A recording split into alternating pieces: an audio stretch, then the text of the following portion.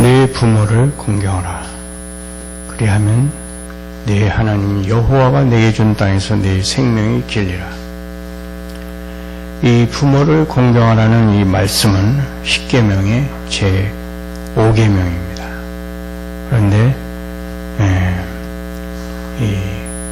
우리 웨스트민스터 소요리문답, 우리가 믿는 웨스트민스터 신앙 고백의 그 소요리문답과 하이델베르크 요리문답에는 이 두 가지에 대해서 하나님은 우리에게 무엇을 요구하시는가 하는 것에 질문과 대답을 하고 있습니다. 이 5계명에서 하나님은 우리에게 이렇게 말하고 있습니다. 웨스트민스터 소요리문답에는 제5계명이 명하는 것은 각 사람에게 위아래 혹은 평등의 지위와 인륜관계에 따라 높일 자를 높이고 수행할 의무를 행하라는 것입니다. 그리고 하이델베르크 요리문답에는 나의 부모와 내 위에서 권위를 행사하는 모든 이들에게 모든 공경과 사랑과 충성을 보이며 그들의 선한 교훈과 징계에 스스로 굴복하여 합당하게 복종하는 것과 또한 그들의 약점과 부족함을 인내로 견디기를 요구하시니 이는 하나님께서 그들의 손을 통하여 우리를 다스리시기를 기뻐하시기 때문입니다. 이렇게 말했습니다. 이 계명의 목적은 하나님께서는 그의 경륜이 유지되는 것을 기뻐하심으로 그가 세우신 위엄의 정도를 침범하지 말고 지켜야 한다는 것입니다. 그러므로 이 계명의 요지는 하나님께서 우리 위에 세우신 자들을 우러러보며 그들을 공경과 순종과 감사함으로 대해야 한다는 것입니다. 그렇다면 이는 곧 우리가 그들을 멸시하거나 고집을 부리거나 배은망덕함으로 그들의 위엄을 깎아내려서는 안 된다는 뜻이기도 합니다. 공경하라는 명령에 대해서 타락한 인간의 본성은 강하게 반대합니다. 높은 위치를 갈망하여 마음이 부풀어 있어서 남의 밑에 속하는 것을 못마땅하게 받아들이는 것입니다. 그러므로 하나님께서는 본질적으로 지극히 부드럽고 거리낌이 가장 적은 그런 종류의 굴복을 신뢰로 제시하심으로써 우리의 마음으로 굴복의 습관을 더 쉽게 받아들이도록 만드신 것입니다. 그리하여 주님께서는 누구나 굴복할 수 있는, 누구나 인정할 수 있는 가장 쉬운 굴복을 사용하셔서 점차로 우리로 모든 정당한 굴복에 익숙해지도록 만드시는 것입니다. 그 모든 굴복이 동일한 원리를 지니고 있기 때문입니다. 우리 부모에 대해서 하나님께서 공경하라고 분명하게 말씀하셨습니다. 부모의 권위에 반항하며 어기며 고집을 부리는 자들은 괴물이지 사람이 아닙니다. 그렇기 때문에 율법에서 하나님께서는 부모에게 불순종하고 저주하는 자들을 모두 죽이라고 명령하시는 것입니다. 자기들을 세상에 있게 해준 부모들의 수고를 인정하지 않으니 그들은 삶의 혜택을 받을 자격이 없는 것입니다. 공경에는 존경과 복종과 감사의 세 부분이 있습니다. 부모를 저주하는 자를 죽이라고 명령하시는 데에서 하나님께서는 첫째 부분, 존경을 확증하십니다. 부모를 멸시하고 학대하는 것에 대해서 그렇게 벌하시는 것입니다. 그리고 불순종하며 반역하는 자녀를 죽이라고 명령하시는 데에서는 둘째 부분 복종을 확증하십니다. 복종은 다른 사람이 하라고 말하는 것을 행하는 것을 뜻합니다. 그리고 존경하는 것은 존중하고 사랑하는 것을 뜻합니다. 자녀들은 부모의 돌봄 아래에 있는 동안 복종해야만 합니다. 그러나 평생 부모를 존경하고 공경해야 합니다. 그리고 그리스도께서 부모에게 선히 하는 것이 하나님의 계명이라고 하신 말씀은 공경의 셋째 부분, 곧 감사를 지칭하는 것입니다. 하나님께서 내 부모를 공경하라고 하셨습니다. 신명기 22장 6절에 이렇게 말씀합니다. 길을 가다가 나무에나 땅에 있는 새 보금자리에 새 새끼나 알이 있고 어미새가 그의 새끼나 알을 품은 것을 보거든 그 어미새와 새끼를 아울러 취하지 말고 어미는 반드시 놔줄 것이요 새끼는 취하여도 되나니 그리하면 내가 복을 누리고 장수하리라. 하나님께서 구약의 백성들에게 주신 율법입니다. 그 법을 왜 내셨습니까? 거기에 보면 그 어미새가 날짐승이라도 자기 새끼의 생명을 보호하려는 뜻으로 그렇게 품고 있는 것을 하나님께서 아주 귀중히 여기시고 그것을 보호하시려는 것입니다.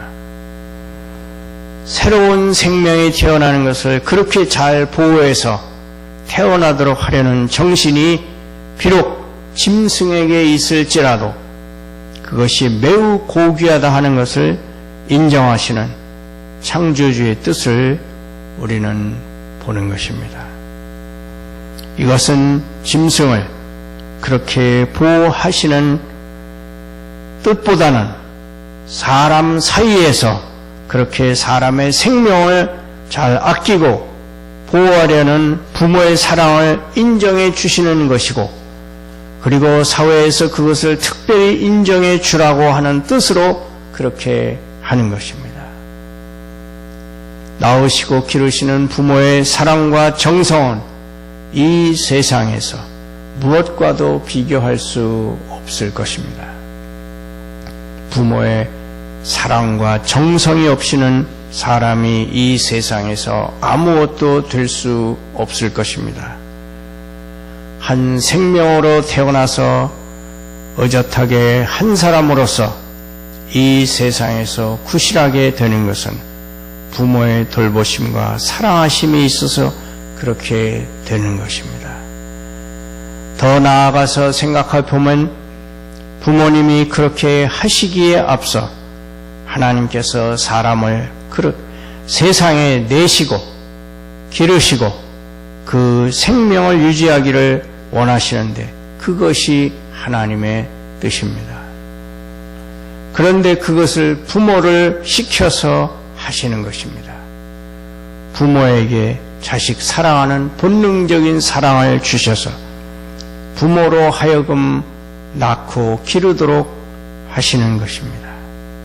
그래서 하나님께서는 부모의 사랑을 귀히 여겨서 우리들도록 부모를 공경하라 하시는 것입니다. 신약에서도 이 계명을 되풀이해서 가르칩니다. 에베소서 6장 1절에서 3절을 보면 자녀들아 주 안에서 너희 부모를 순종하라. 이것이 옳으니라. 네 아버지와 어머니를 공경하라. 이것은 약속 있는 첫 계명이니 이로써 내가 잘되고 땅에서 장수하리라고 하였습니다. 십계명에서 가르친 말씀하고 에베소서 6장에서 가르치는 말씀하고 달라진 것을 발견할 수 있습니까? 에베소서 6장에 보면은 주 안에서라는 말이 있습니다. 구약에는 그런 말이 없습니다.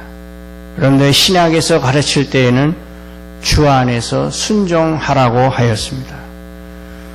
구약에서는 주 안에서라는 말이 필요 없었습니다. 왜냐하면 십계명을 받을 때 십계명을 받는 사람들은 다 주 안에 있었거든요. 이스라엘의 부모나 자녀는 주님 밖에 있었던 사람이 하나도 없었습니다. 그러니까 이 구약의 백성들은 우리의 생활과 같다고 생각해서는 안 됩니다. 이방인들은 늘 주 밖에 있는 것이고 이스라엘 백성은 주 안에 있는 것입니다. 그렇지만 신약에 와서 신약시대의 자녀들은 다 부모의 신앙을 따라서 사는 것이 아닙니다. 믿지 않는 가정에서 자기가 참 하나님을 알고 예수를 알아서 믿고 나오는 사람도 많이 있습니다. 물론 부모의 신앙을 따라서 믿고 나오는 사람도 있지만 부모는 전혀 하나님을 모르고 사는데 자기가 홀로 믿는 경우도 많이 있습니다. 그러니까 자연히 부모의 교훈이 하나님을 가르치고 그 영광을 찾도록 하는 것보다는 세상의 영광을 추구하라고 하는 것이 많이 있게 되는 것입니다. 훌륭한 부모라고 일컫는 분들이 열심히 공부해서 좋은 대학에 가라고 하면서 소를 팔아서라도 학비를 대주어 공부를 다 하게 합니다. 하나님을 사랑해서 인생의 바른 길을 가야 한다고 가르치는 것이 아니라 세상의 영광을 추구해서 그렇게 가르치는 사람들이 이 세상에는 많이 있는 것입니다. 그런데 하나님의 자녀가 된 사람으로서는 부모의 그러한 간절한 지도와 교훈을 들을 수가 있겠습니까? 사람은 1차적으로 하나님을 순종하고 충성하는 것이 본분입니다. 누구보다도 이 세상 어떤 사람보다도 어떤 피조물보다도 하나님께 먼저 순종하고 충성하는 것이 원칙입니다. 그래서 하나님께 충성하는 것과 부모의 교훈이 상충될 때는 어떻게 해야 합니까? 믿는 사람은 항상 온유한 태도로서 부모에게 순종해야 되지만 하나님의 교훈하시는 바가 있을 때에는 불갑을 부모의 말보다 하나님의 말씀을 더 순종하지 않을 수가 없는 것입니다. 옛날에 충신이 왕이 잘못할 때에는 목숨을 내놓고 가나듯이 자기 부모에게 가나는 그런 길을 택할 수밖에 없는 것입니다. 그래서 신약에서 가르칠 때에는 주 안에서 순종하라고 말씀했습니다. 그러면 어떻게 부모를 공경할까요? 잠언 1장 7절 말씀에 여호와를 경외하는 것이 지식의 근본이거늘 미련한 자는 지혜와 훈계를 멸시하느니라. 사람이 짐승과 달리 지혜가 있다고 하려면 반드시 여호와 하나님을 경외해야 합니다. 여호와를 경외하는 것이 없으면 짐승과 같습니다. 여호와를 경외하는 것이 지식의 근본이거늘 미련한 자는 지혜와 훈계를 멸시하느니라. 성경에 미련하다는 말이 가끔 나오는데 이 미련하다고 하는 말은 보통 영리하지 못하고 미련하다는 정도로 가르치는 것이 아닙니다. 저것은 아주 미련해서 사람이 아니다 하는 뜻입니다. 도저히 사람 축에 낄 수가 없다. 저것은 도무지 사람이 아니다 하는 뜻에서 미련하다고 하는 것입니다. 그래서 미련하다고 하는 말이 죄인이라는 말과 아주 같은 말로 쓰입니다. 그 중요한 교훈을 하고서 8절과 9절에 내 아들아 네 아비의 훈계를 들으며 네 어미의 법을 법을 떠나지 말라. 이는 네 머리에 아름다운 관이요 네 목에 금사슬이니라고 하였습니다. 자식으로서 매우 합당한 일이고 영광스러운 일이다 하는 것을 그렇게 표시했습니다. 아름다운 관, 목의 금사슬은 아주 훌륭하고 영광스러운 모습을 갖추도록 하는 것인데 효를 잘하는 것을 그렇게 가르쳤습니다. 이것이 믿는 자녀들이 부모를 어떻게 공경할 것인가 하는 것을 보여주는 아주 중요한 것입니다. 보통 공자가 효를 유교에서 아주 중요하게 가르쳤다고 알고 있는데 이것은 2500년 전 사람입니다. 공자는 지금으로부터 2500년 전 사람입니다. 그런데 모세가 이 율법을 전해준 것은 지금으로부터 3500년 전입니다. 공자가 유교에서 효를 강조한 것보다 우리 그리스도교에서 하나님이 명하신 것은 율법으로 기록된 그것은 공자로부터 벌써 1000년 전에 하나님이 명하시고 율법에 기록하신 것입니다. 부모님이 믿는 경우라도 주위에서 주 안에서 부모에게 순종해야 할 필요가 있습니다. 히브리서 12장 9절과 10절에 보면 우리 육신의 아버지가 우리를 징계에도 공경하였거든 하물며 모든 영의 아버지께 더욱 복종하며 살려하지 않겠느냐. 그들은 잠시 자기 뜻대로 우리를 징계하였거니와 오직 하나님은 우리의 유익을 위하여 그의 거룩하심에 참여하게 하시느니라. 부모의 징계가 때로는 주님의 뜻대로 하지 않는 경우가 있다는 것을 살짝 비칩니다. 10절에 보면 그들은 잠시 자기 뜻대로 우리를 징계하였거니와 믿는 부모라도 주의 뜻을 제대로 다 알지 못해서 자기 뜻대로 징계할 수 있다는 것을 이야기하고 있습니다. 에베소서 6장 4절도 너희 자녀를 노엽게 하지 말라고 부모에게 주의를 시키는데 그것은 부모가 잘못할 수도 있다는 것입니다. 그러니 믿는 부모라도 자칫 잘못하면 이럴 경우가 있습니다.